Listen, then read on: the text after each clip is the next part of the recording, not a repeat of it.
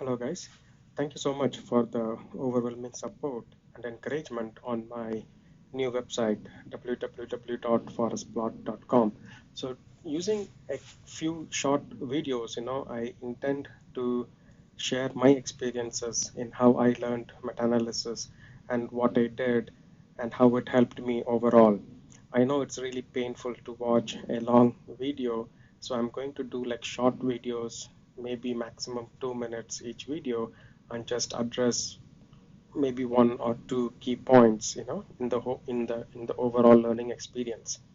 So what is meta-analysis? Like many times when working with students and residents who have minimal experience with research and doing meta-analysis, I find that not many people have a good understanding of what a meta-analysis is and how it is done.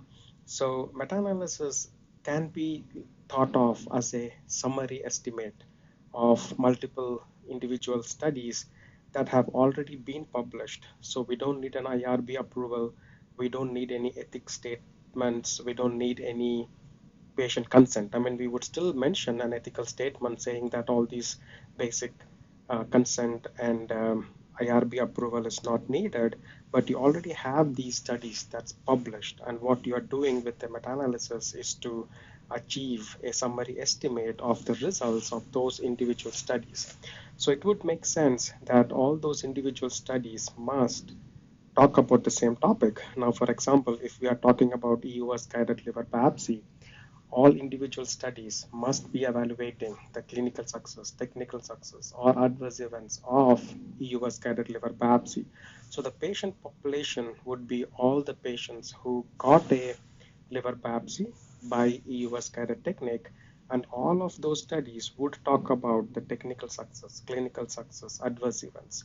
So if we have, let's say, an 8 or 10 studies that talk about EUS guided liver biopsy with the same outcomes on a same type of patient population, then we can report a pooled performance or a pooled technical success, pooled clinical success, pooled adverse events of EUS guided liver biopsy by doing a meta-analysis of all those 8 to 10 individual studies. So why do it if we already have these individual studies?